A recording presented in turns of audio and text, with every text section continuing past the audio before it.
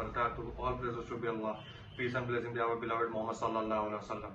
تو آج میں بات کرنے والا ہوں تو فرعون کون تھا اور فرعون نے کس پہ ظلم کیا تھا. تو جیسا کہ ہم سب جانتے ہیں کہ فرعون ایک بہت ظالم تھا. تو پہلے میں آپ کو واضح طور پر صاف کرنے والا ہوں کہ فرعون کسی کا نام نہیں تھا. فرعون ایک مصر پہ جو بادشاہت کرتا تھا، مصر پہ جو راج کرتا تھا، اس کو فرعون کے ٹائٹل سے نوازا جاتا تھا. تو فرعون کسی کا نام نہیں تھا. تو یہ ایک معجزہ ہے قرآن میں جس کے بارے میں آیا ہے فرعون اور موسیٰ علیہ السلام کے بارے میں.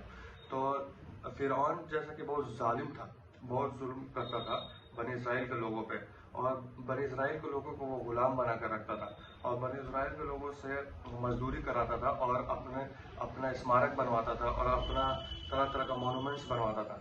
تو اور وہ اتنا ظلمی تھا کہ بنی اسرائیل میں کوئی بھی، اس کو اس بات سے ڈر تھا کہ اگر بنی اسرائیل کا آبادی بڑھ جائے گا تو وہ میرے بادشاہت کے لیے خطرہ ہے.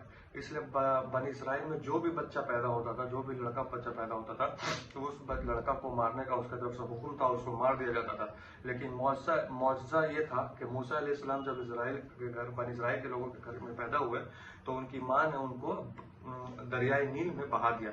جب انہوں نے دریائے نیل میں بہا دیا تو وہ دریائے نیل جا کے فرعون کے محل کے پاس رکی، اور فرعون کی جو بیوی تھی انہوں نے اس کو اس ٹوکری میں بہا دیا. اور ٹوکری میں جب انہوں نے دیکھا، موسیٰ السلام کو دیکھا انہوں نے، تو پھر اس نے فرعون کو منایا کہ ہم اس بچے کو یہاں پالیں گے. تو موسیٰ علیہ السلام پھر وہاں بڑے ہوئے.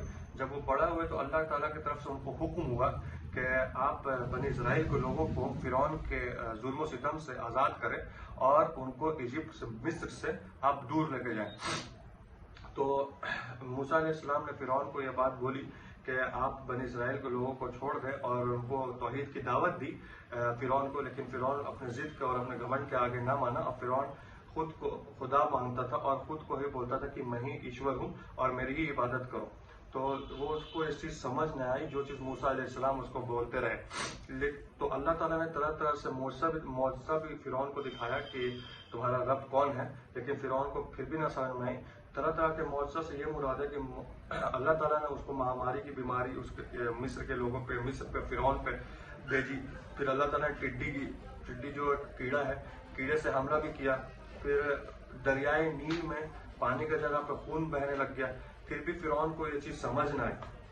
پھر بھی فرعون یہ سب چیز کا دعویٰ جھوٹا کر رہا تھا اور اس چیز سے وہ مان نہیں رہا تھا. فرعون اپنے ضد پہ اڑا ہوا تھا. پھر جب یہ مہاماری، بہت شدید مہاماری اللہ کی طرف سے آئی تو پھر فرعون ناخوش ہو کے، فرعون بنا خوش، اپنے خوشی سے نہیں، ناخوش ہو کے اسرائیل کے لوگوں کو چھوڑ دیا. جب اسرائیل کے لوگوں کو چھوڑ دیا تو موسیٰ علیہ السلام نے اسرائیل کے لوگوں کو لے کے دریائے لبانی سمندر کے طرف لے کے چلے، اور پھر وہ ادھر سے جانے لگے. تو اتنے ہی میں فرعون اور فرعون کے سپاہی پیچھے سے موسیٰ علیہ السلام اور بنی اسرائیل کے لوگوں پہ حملہ کرنے لگے. تو جب انہوں نے دیکھا تو وہ سمندر کی طرف گئے تو انہوں نے دیکھا، موسیٰ علیہ السلام نے دیکھا کہ آگے لبانی سمندر ہے جس کو ریڈ سی بھی بولتے ہیں.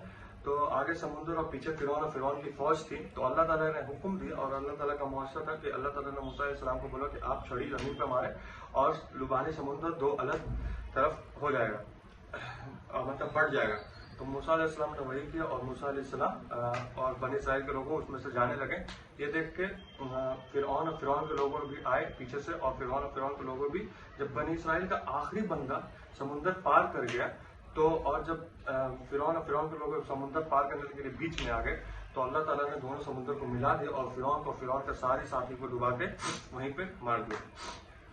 تو اس سے یہ سمجھ میں آتا ہے کہ اللہ سب سے بڑا ہے. اور سب سے پہلے تو میں نے اس اسٹوری کو اور اس موسیٰ علیہ السلام اور فرعون کی کہانی کو میں نے بہت چھوٹی کر دی. تو تاکہ میرا بس مورل یہ تھا کہ آپ کو بتانا کہ اللہ سے بڑا کوئی نہیں ہے، اور فرعون کتنا بھی بڑا گھمنڈی بادشاہ کچھ بھی تھا لیکن اس کو مجبور ہونا پڑا تھا اور اسرائیل کے لوگوں کو چھوڑنا پڑا تھا. تو ظلم و ستم زیادہ دن نہیں ہوتا ہے، اور یہ اللہ تعالیٰ برحق سب سے بڑا ہے اور اللہ تعالیٰ عظیم ہے. اللہ تعالیٰ ہمارے گناہوں کو معاف کرے.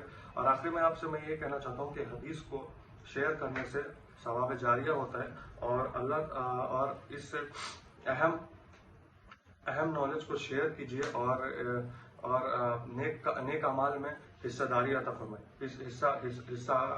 نیک اعمال کا حصہ بنے. شکریہ. ہے.